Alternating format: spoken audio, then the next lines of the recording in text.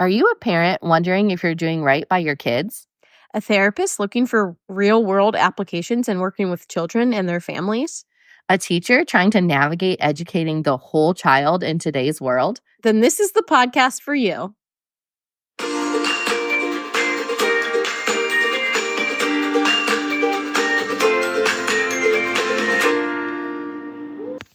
Hey guys, it's Brigid And Jenna. the teacher. And the therapist. We are back. We're back for part 2. Part 2. So you're not going to say episode 9? This doesn't count?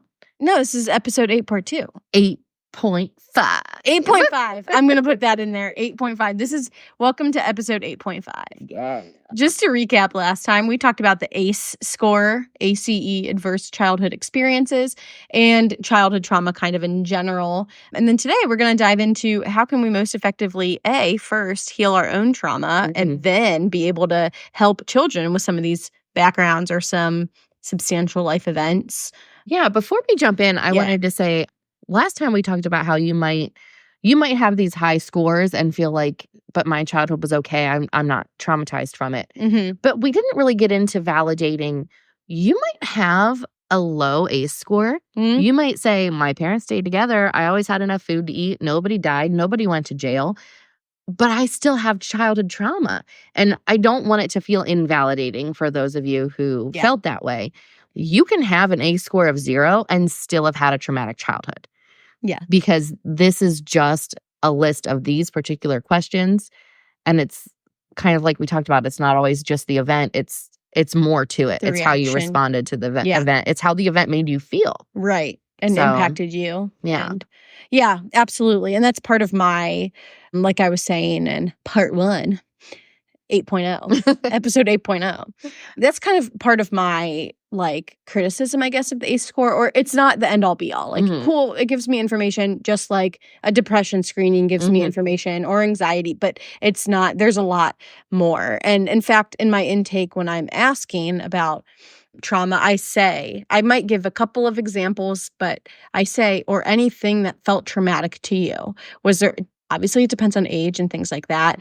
But if I'm talking to a child, I might say something like, did something really scary or difficult happen to you that, you think a lot about, or, and I'm kind of in my head getting into trauma symptoms, PTSD symptoms that you think a lot about, or that you have bad dreams about, right? And as kids get older, I might say teenagers and even into adults, because I work with a lot of children and teens, but I also work with a lot of adults who have experienced childhood trauma. So that's like kind of my main clientele. So with the older ones, I might say, or anything that was traumatic, right? As we were doing this, because last time you said everyone has trauma. Yeah. Everyone does. All of and us. I was curious, what is the definition of trauma? Ooh. So I Googled it just now. Webster's Dictionary. And it says, this is from Oxford's dictionary, not Webster. But fancy. It says a deeply distressing or disturbing experience. I love that. So anything that caused distress to you is trauma. And if you think it's trauma. And the word trauma doesn't have to be oh, I wasn't in a horrific car accident. My house didn't burn down. I didn't go to war. That's a big one we hear. Right. No, you weren't in battle, but you can still have feelings of distress. Yeah, absolutely. It could have been distressing for you, and that makes it traumatic. Yeah. And that we don't doesn't need mean that to... it affects you forever. Right.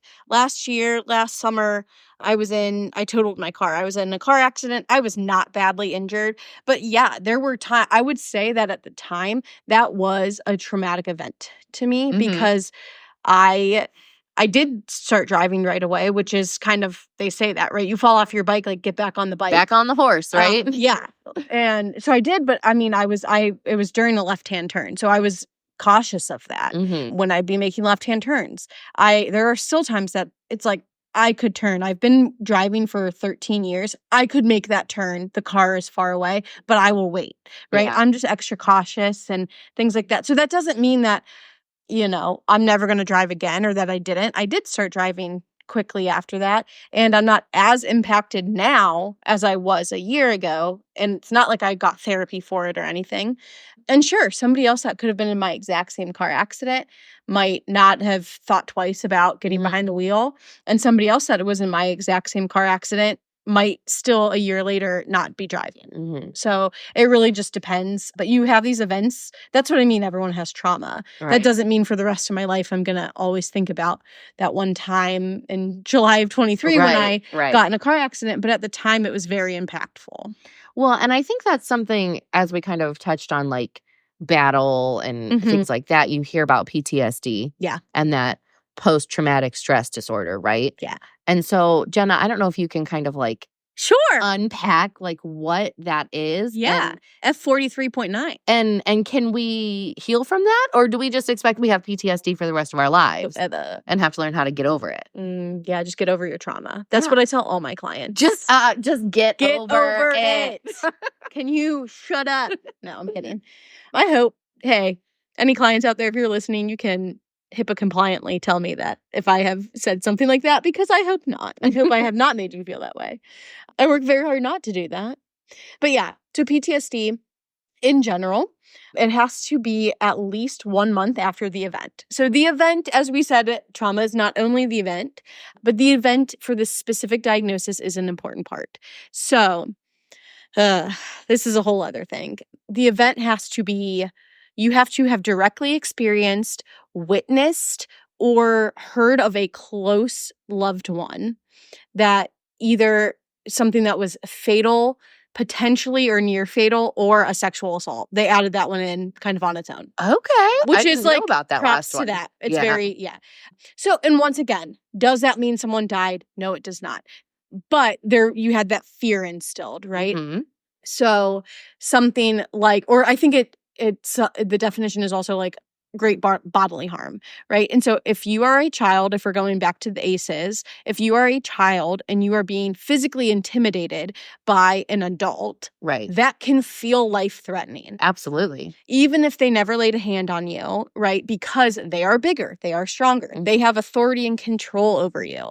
That's how abuse happens, right? Is like through power dynamics, whether it's like a teacher or a coach or a parent or an adult child or an older child or like a police officer. Like, it's a mismatch of authority. Yeah, absolutely. So you have the event and then you have to have the following symptoms starting at least 1 month. There's actually a different diagnosis if it's before 1 month. Wait, I know this. Is that acute stress disorder? It is. Hey! Do you know the timeline on that?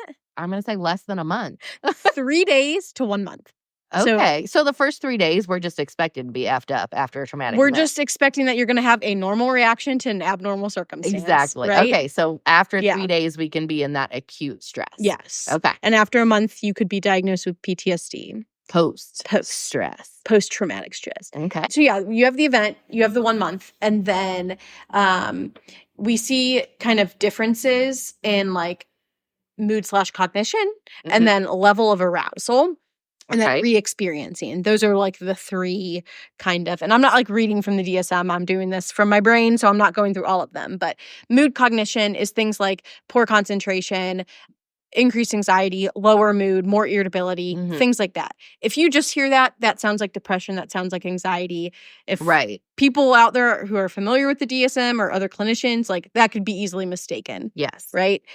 And then level of arousal. That means something like you are hypervigilant, meaning you're like super on edge. You're like looking behind you all the time. You're kind of feeling jittery and shaky. It can also be, this isn't in the DSM, but like kind of on the other end of being like dissociative. So your level of arousal is off, right? It could be that you can't sleep. It can be that you're like very irritable, kind of goes into that too. And then the re-experiencing. And so that's the classic PTSD symptoms, nightmares, flashbacks, intrusive memories. And so typically you need at least, one. If you're going by the book, there's like the certain number that you have to have. It's one from like each category, right? I think it's more than one. Oh, okay. If you're going by the book. But I, typically when I'm going over, that's a question. If I'm screening for PTSD and somebody tells me about like a traumatic event or like I say like, or any in my intake, like or anything that has felt traumatic, and they say, oh, well, I was in a car accident last summer, then I'll say, do you ever think about it out of nowhere? Do you ever have bad dreams about it or feel like it's happening again? Oh, another big thing is avoidance. That's what I was going to say. It's my therapist, I remember when she was like screening me for it, said, do you avoid things? That. Anything that could remind you of it. Yeah. Driving, going down that road, that person, a smell. Yeah. Like the cologne. Smell is a huge trigger. Yeah. Well, it can be positive and negative. Our smell is the only one. Oh man, my neuroscience professor is going to be upset with me. So the rest of your other 4 senses go through a different part of your brain. It goes through like your thinking brain. Yep, I'm losing it, what that would be. But your sense of smell goes straight to your amygdala, which is your like feeling emotion center. Yeah, emotion. So you smell something, you're like, oh my gosh, that's like smells like my grandma's house. I love my grandma. I miss my grandma, Or you smell something, you're like, that smells like the cologne of the person who abused me when I was little. And then you smell it and instantly are in a flashback. Yeah. Yeah. So it can be really strong and it can go either way. Yeah. But yeah, avoidance is another big one. That's kind of its own category. So yeah, typically those are the classic things. Are they avoiding it? Or avoiding reminders of it, avoiding even talking about it. It doesn't have to be like a physical thing. Having like the change in arousal and then like the re-experiencing are pretty classic PTSD symptoms. Yeah. And so you might have PTSD from whatever these traumatic events were, or you might not. Correct. But either way, doesn't mean it wasn't have trauma to heal from. Yeah, absolutely. You could be diagnosed with a plethora of things or nothing at all and have trauma. Right. You could have, no diagnosis and still have trauma to work through. Yep. So I don't know, maybe a good place to start is, what are some tips for healing our own trauma? Yeah. Brigid, I want you to start because you said something and I think it sums it up really well. Okay. So what I said when we were talking about this is that just acknowledging it. You have trauma, you have it, and it's okay. It's okay that you have it. It's okay. You don't have to be ashamed of it. You don't have to deny it. Right. It's okay that it is there. And that recognition of it is going to kind of be like the first step, I think. Absolutely. In saying, yes, this traumatic event happened to me and it makes me feel things. Yep. And that's okay. The number of times, like I know I've referenced right on my intake questionnaire that I ask that. I ask it and I check the box and I do whatever. But unless somebody is coming to me because they've had this realization, I want to go work on my childhood trauma. I want to go work on this specific event that happened. I would say, but like probably about 85% of my clients say no. They answer no to that question. And Really? I say, okay. And then we're working together for months or years. And then they're like, I don't think I've ever told you about how I was beaten as a child. And I'm like, oh, no. And that would fall under trauma. That would be, definitely traumatic. And right. And it's like I just say, that happened to me today. Somebody I've been seeing for months. And I just said, thank you for sharing that with me. I understand that that's difficult to share, right? And it's something that she hadn't shared with anybody but her husband prior. And so, yeah, I kind of take it. There's an asterisk next to it when I ask it on when the intake. When someone says no. Yeah. Because I've met you all of 32 minutes ago. Because you don't just open up and share those deepest moments and sometimes darkest moments of your life with a stranger. Yeah. Whether it's in the therapy office or Doesn't not. matter. I'm a stranger. Yeah. So how else can you heal your trauma? Brigid, you could go to therapy. You could come see me. I'll heal your trauma. Shout out to those therapists. I'm just kidding. As we're talking about this, like ways to heal your trauma, I do also want to say I saw this on Instagram, a video last night, and I actually reposted it because I thought it was so powerful.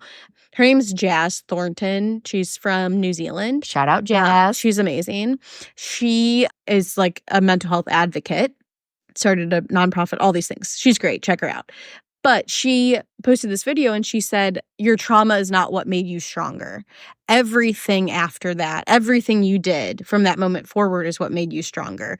You made you stronger. And that really stuck out to me as well because like we've talked about, you could go through all of these things. They can have a great impact, but that doesn't mean forever. Right.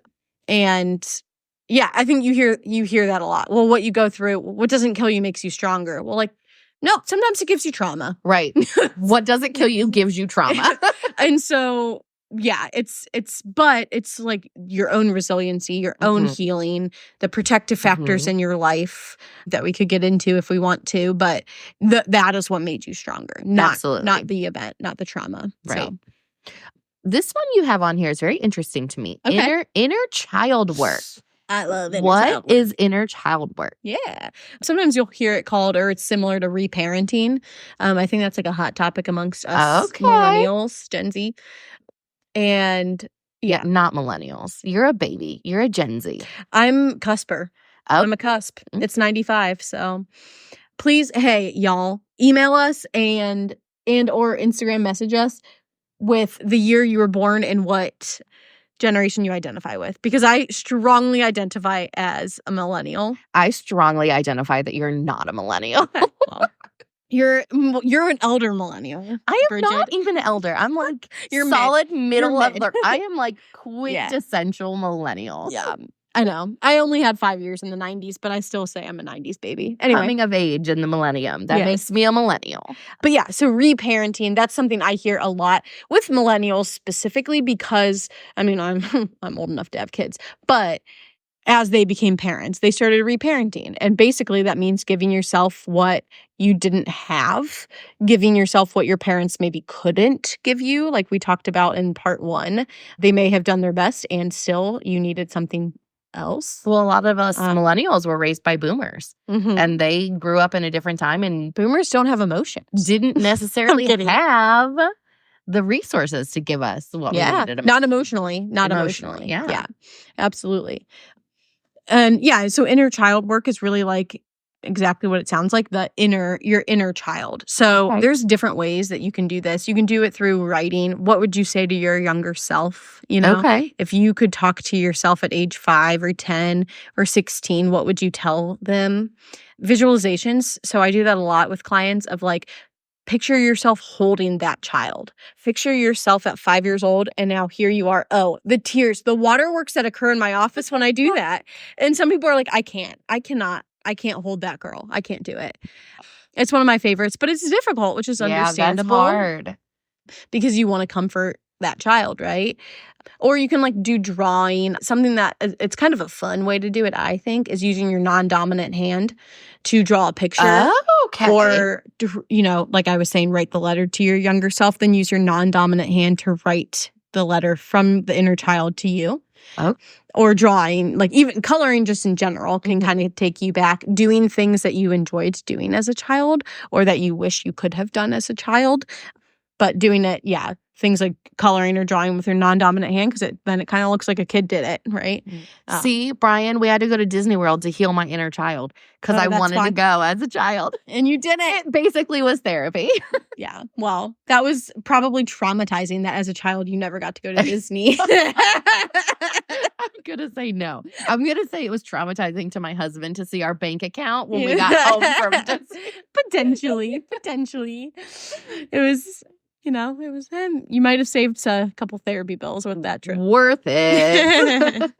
I think something that's similar to this that someone I know told me about, I don't want to give away any like identifying things, but this person experienced something extremely traumatic. And in their therapy session, their therapist had them speaking with the person who was the other part of this traumatic event and just saying to them, this is how I feel about what happened. And this person said it was very difficult, and they had to get through like those very awkward, like empty chair talking to emotion. I was just gonna say, it sounds like the empty chair technique. I think that's what it was. I think that's what it was. And did they then have to play the other role? Or no? I'm not sure. That would be hard. The person did not share that part with me. They just talked about the part where they were communicating with this other person, and that it was very hard, but it was very healing for them to be able to say those things that they needed to say. Yeah. I'm a big fan of what I call a no send letter, or a letter that I'll never send. Okay. So I'm like, write it out. If you were going to mail this person a letter, what would you say? And don't hold back, because we're not actually going to send it. Right. And you don't have to be rip them a new one. Pants. Yep. Rip them a new one. I don't care about your grammar. I don't care about your handwriting. If you're writing it or scribbling furiously yes, on the page. I don't care if there are typos or misspellings. Like, you can cuss as much as you want. Mhm. Like, get it all out. And then sometimes we'll make art with it. I've burned it. Mhm. I've ripped it up. I I've remember shredded it. burning things at retreats like that. Yeah, We it was used to like do that. write those things, Those whatever, Catholic and school burn them. problems. Hey. Yeah, for sure. But yeah, I'm a big proponent of that. So getting it out, right? Of like journaling can be a really healthy way of doing that so that we're not like screaming in someone's face Mhm. or whatever. Well, that's like a journal that Jenna, actually, you got for me for Christmas. It's called Burn After Writing. Yes, I love burn after writing. And I forgot you that. Yeah, so you just like answer these questions. And some of them are so simple, like what's your favorite color? Yeah. And some of them are like, what's the most traumatic thing that ever happened Right. to you? Or like, right. I think one of them is like write a letter to your or to like your younger self. And you're like, whew. Yeah. And like the whole Man, girl. purpose is like, you can get that out Mhm. and then Burn it. and then literally burn it. Or if you want to keep it, you know, but like that journaling is a good way Rip it up or rip that page out, whatever. Yeah, Mhm. absolutely. For sure. One that I think is really big for healing your own trauma is just those safe relationships. So important. Forming new relationships and forming relationships that are repairing that trauma, that repairing what was broken by that person who created the traumatic event for you, if that's what it was, if it was person caused or whatever. But just like those safe relationships where you feel safe and comforted. Yeah. Yeah. It's huge, especially for childhood trauma and relational trauma, which is a lot of trauma. A lot of the trauma I work with my clients. But that's where the reparenting and inner child work comes in because you can give it to yourself.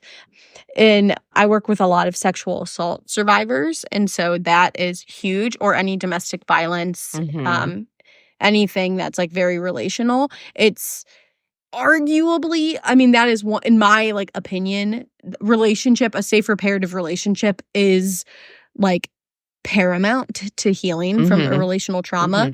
It could be with a therapist, it could be with a partner, right? So if you're with an abusive partner and now you're with a very safe and loving partner, it's very healing. Very healing. I know I personally, with my husband, feel safer with him than I do with anyone else. And he doesn't have to do anything. It's just being there. It's just the relationship being with him is enough to comfort me. Like, he doesn't have to say any words or do anything. Just being his presence, being near him makes me safer and calmer. So those relationships are so healing. Really important. Sometimes even without doing anything else, just having that relationship. There, that connection. Yeah. Yeah. And then there's another thing that in one of my specific trauma trainings that am taking is called the missing resource. And so we kind of want to add in that missing resource. If you all remember, it's actually from the type of therapy Peter Levine created. So if you remember the quote that I shared in part 1, trauma is not what happens to us, but what we hold inside in the absence of an empathetic witness. So adding the missing resource, it might be it's exactly that. What was missing? Was it a safe adult? If we're talking about childhood trauma, was it we can do all kinds of fun visualizations of what do you want to happen? Do you want someone to bust through that door? Do you want the police to show up? Do you want Superman to swoop you in and take you? Do you want to just disappear or come? I've had people say I'm gonna just levitate out of my room into the ceiling, out of the ceiling and away. I'm gonna develop wings and fly away, right? What didn't get to happen, right? Because that can be as traumatizing, if not more, than what did happen. What didn't happen. Right. Did no one believe you? There wasn't an adult there. Yeah. If you were a child specifically, there wasn't an adult there for you to run to. Right. It was the lack of the empathetic witness, the lack of someone to hold you and say, this is not your fault. This is wrong. And has nothing to do with anything you've done and you don't deserve it. Yeah. And honestly here, I genuinely mean this. I want to give a shout out to all of our educators, because that is where you can play such a critical role in a child's life, because oftentimes you are the safe adult. Absolutely.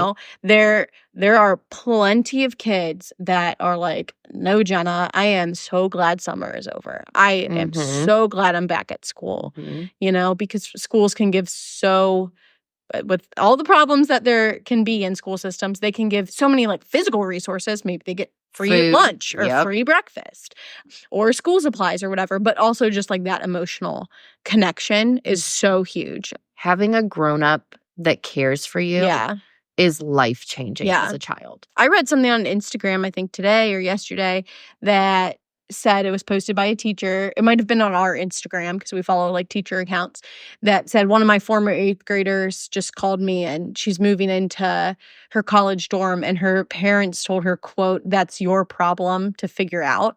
And so she's like, so I picked her up and we got all the boxes moved in and we went to Target and we like did those things. And like the fact that even years later that student knew, like, I can call this person, you know. It's big. They did a lot more than teach them English and math. And obviously, like, we do those things in the classroom, and we'll get into that later. But Jenna, I am very curious. What does it look like to be a trauma-informed therapist? Yeah. And honestly, this extends beyond therapists because we need to be more trauma-informed in life. In humans. in humans and any avenue that you work in the medical system. Oh, absolutely, in the medical system. In the legal system. Don't get me on my soapbox. But for sure.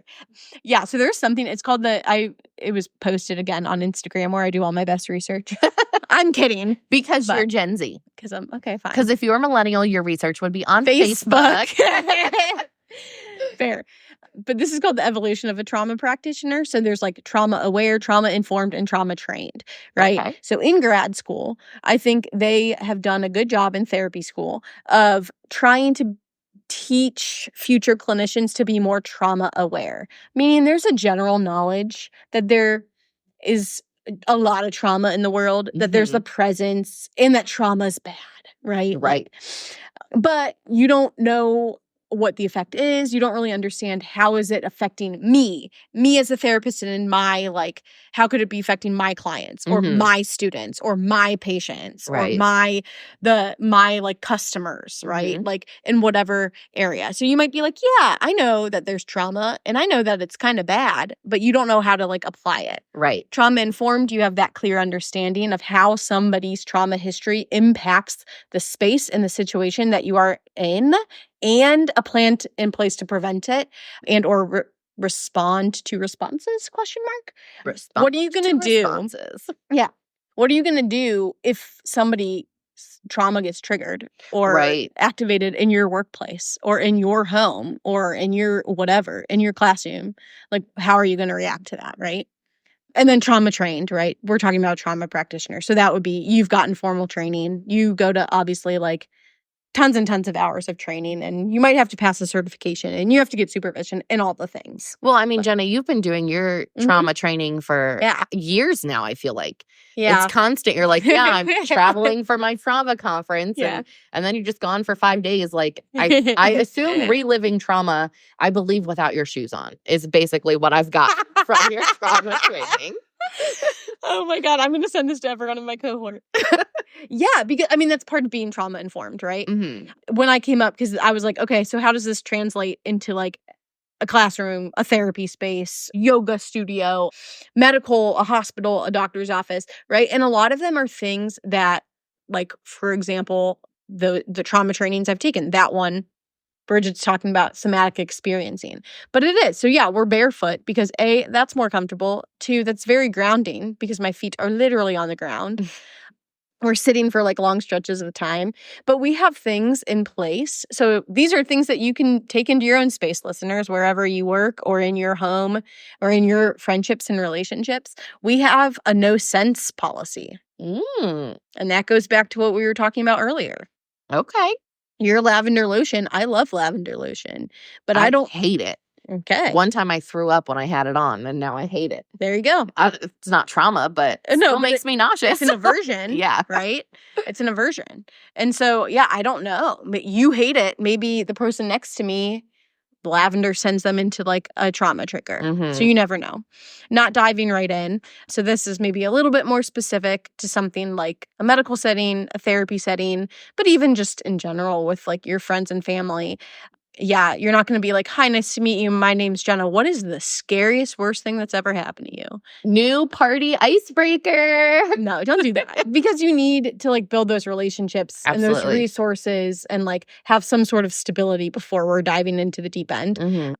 Be aware of basic needs. Again, going back to this trauma training that I've been doing, and something I do when a new client comes in, I say, and then you can come right up these stairs. The bathrooms are right there, and we have a water, like, not fountain, but you can fill your water right there with some cups on top. This is the waiting room where you're going to be at, and then you can follow me to my office. So I kind of orient them, because the last thing that you want is that you're in a new space and you have no idea where the bathroom is, you know, and you're in this like deep session, and now I don't even know where I can go to pee. Because you're already going to feel disoriented. When you're truly deeply reliving your trauma, you're not just going to open the door. Like, your client isn't just going to leave your office and be okay. Be back to normal. Yeah. Ideally, we kind of try to wrap it up and contain it and like resource them and all of those things.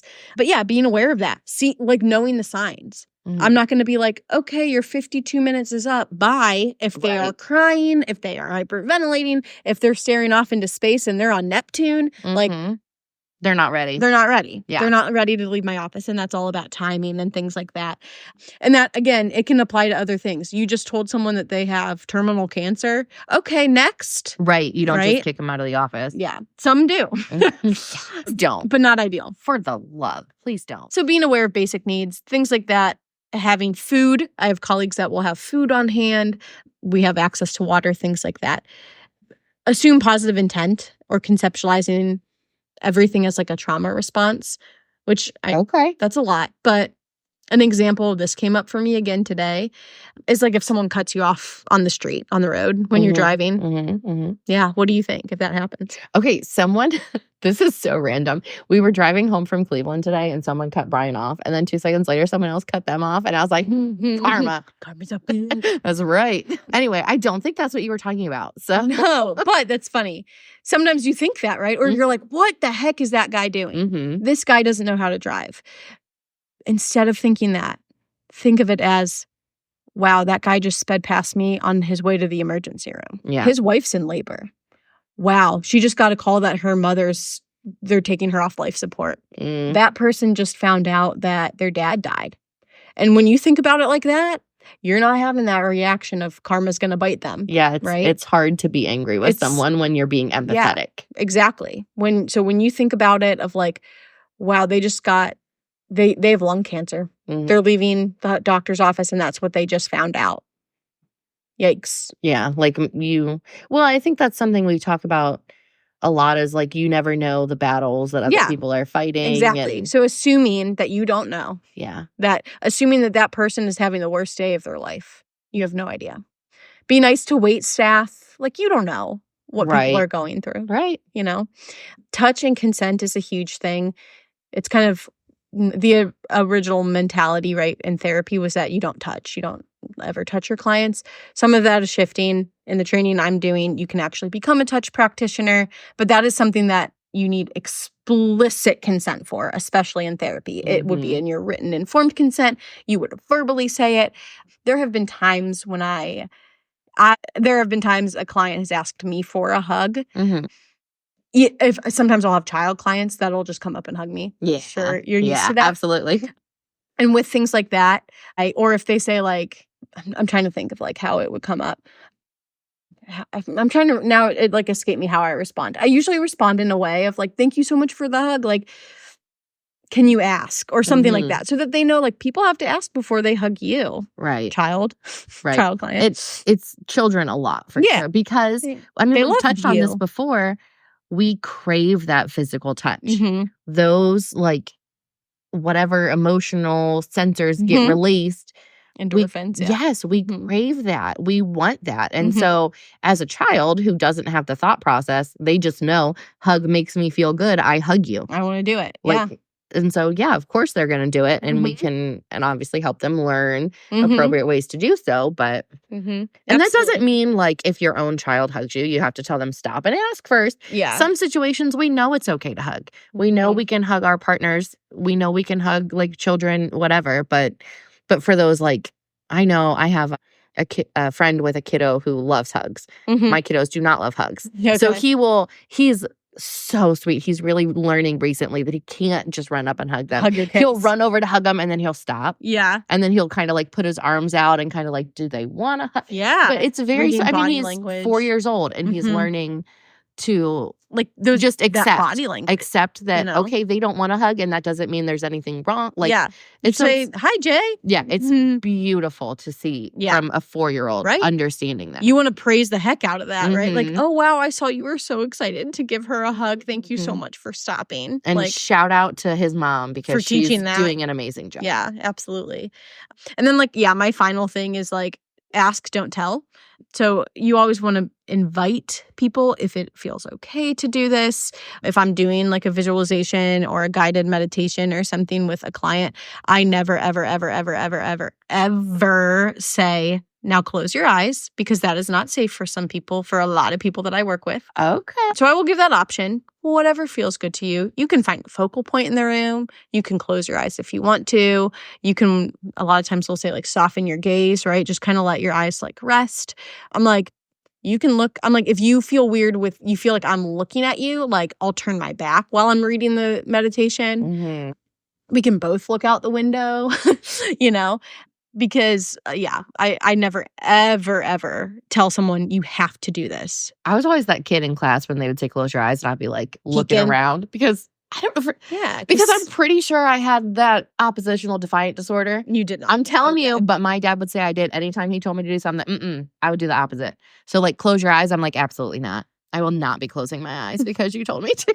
I actually wanted to before you I said that. will never close my eyes again. I will learn to sleep with my eyes open now. That was me as a child. I'm so sorry, Dad.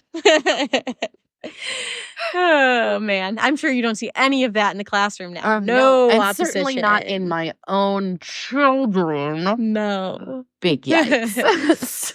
How does some of this stuff play out in the classroom? So obviously dealing with children, like you're kind of all over the map. You have your children, your adolescents, your adults.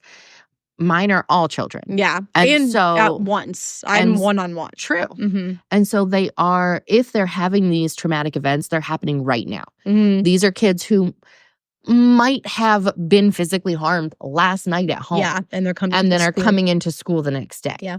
And so number one is just like knowing that there is trauma. Like we talked about this Be aware that like being trauma informed. Being a trauma informed educator is huge. when they walk in the classroom, It's huge. anything could have happened. And especially, I hate to say this, but especially in a post-COVID classroom, because they're now dealing with a whole new set of trauma that we essentially have no idea what it's like. Like we knew what it was like for us Not as the long adults, term.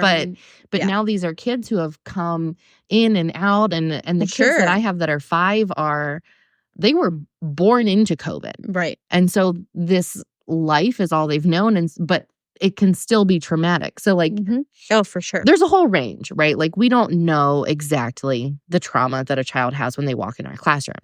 You might have the advantage in your office to that the intake paperwork. that a parent is bringing the child to you Yeah. and saying, we're going through a divorce and they're having these Yeah, issues at Sure. home. I love that. I love when they're like, I preemptively wanted, we're separating. Yeah. How do we have that conversation? Or, you know, she's actually handling this really well, but we just want her to like have these skills. Yeah. Whereas, we don't have that intake No, paperwork. they don't tell you that So necessarily. you kind of just, the number one thing as a trauma-informed educator is going to be forming those relationships. You have huge. to form a relationship with those children.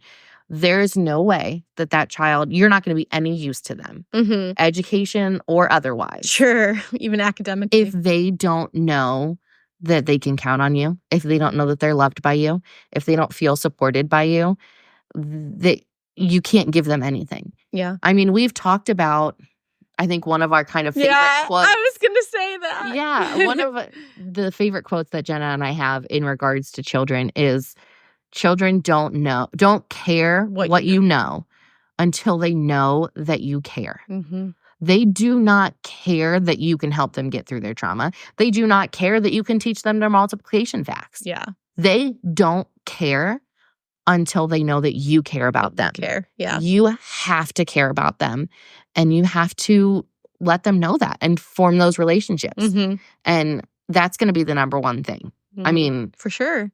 Well, because that's how you become those safe adults I was talking about, right? That's how you get, as awful as it is, that's how people like you and I become the people that find out about the trauma or that the children tell about the trauma because of those relationships. And it can be so, I know I'll be sitting at my desk doing whatever, and a child can walk up and say the most horrendous thing that happened to them last night. And it's just a statement of fact. It's just, this is what happened to me at home last night. Kids don't know and they're telling me because they know. They're not telling me because they want me to do something. They just know that they feel safe. Yeah. And I think we've talked about doing an episode in the future about like involving CPS and reporting and all that. So I'm not going to get into that now, but those children are going to come to you for those things when you have those relationships. Absolutely. That's like just the absolute number one thing. And then also just recognizing like the environment that you're teaching in. Sure. I teach in a small parochial school, right? And typically middle class to upper middle class families, typically 2-parent households, typically mom and dad households. Okay. But not always. Today, we were getting ready to pack up from the first orientation, and the kids said, why are we packing up? I said, because your moms or dads are coming to pick you up. And immediately one little boy goes, I don't have a dad. And I was like, oh, shoot. Cool. So, but like, just it happens. It's not typically what I see in my classroom is those mom and dad. The mom and dad fully, like, or not fully, intact families. Yeah, whatever. So, or like the nuclear family. The full nuclear whatever. But the recognizing where you teach. And that's so different from when I taught like in the inner city. Yeah. And those kids that I saw. Yeah. Those kids that I saw, we wouldn't even do any type of education stuff at all. Like with those kiddos who were like 4 or 5 years old, no. It was strictly just relationship forming. And that's what they needed. Yep. They didn't need letters. They didn't need any of that. They just needed hugs. Relationship. They just needed to know that there was an adult in the world who cared about them as a person. Probably the most important thing, right, is just like be the adult that you needed when you were a kid. Yeah. Be that person for that child that they can come to. Yeah. That you either had or that you needed. And right. Yeah. Right? Yeah. You just got to make sure that those children in your lives, whether it's the children in your classroom, the children in your therapist office, the children in your doctor's office, or the children in your home, because we can also be working to preventing these traumatic events in our own homes. Yeah. And if we're doing that, if we're doing trauma-informed parenting, then that's a whole other thing. Hey, maybe one day Jenna will be out of a job. I'd love that, right? I'd love to put myself out of a job, And and I think that's another thing. That's why it's so helpful, or it can be so important to kind of go through the ACE score or the ACE quiz thing and knowing about this, because then everyone out there as parents know it. And so you know what to look out for. And marriages don't always work out, okay? But like there's a way that you can go about it, right? There is, like I said, some people do preemptively come in. I was actually seeing a woman like herself. She was my client, and she was going through a divorce, and she had young children, and my office it is apparent that I see young children. And so she was like asking me about that. How do I tell my child, right? And they were like 2 and 5, and I was like, those are different conversations. Yeah. Those are different. 2 different ages. Yeah, the 5-year-old's going to understand and have a little bit more questions. But having those kind of conversations, that is going to be way different than somebody who the divorce is much different than that, you know?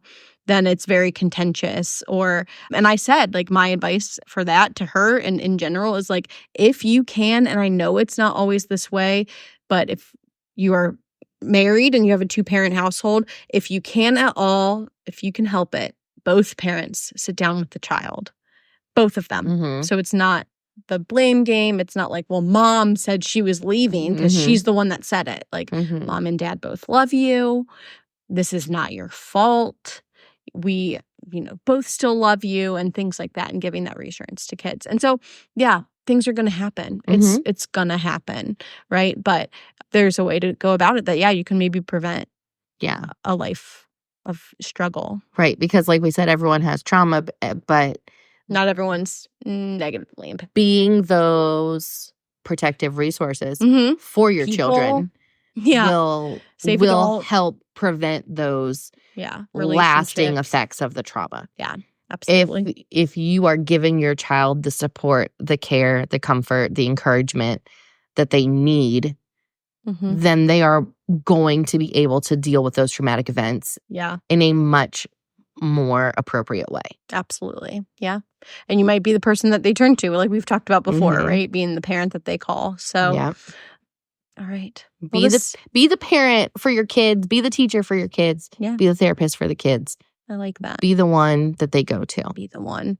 Be the one, because there might be only one. Yeah. So you might be the one. Be it for them. Dang. Okay. I have like goosebumps, and I don't even know how to close this out. It's a heavy topic, but it is really important.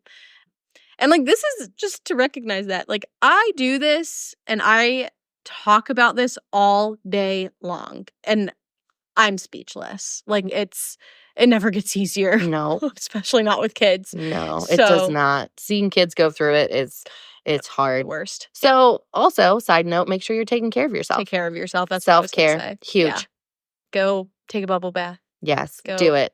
Do something you love. Go doom scroll. Tell your husband that you get to buy a coffee because I told you could. Go to Disney World because...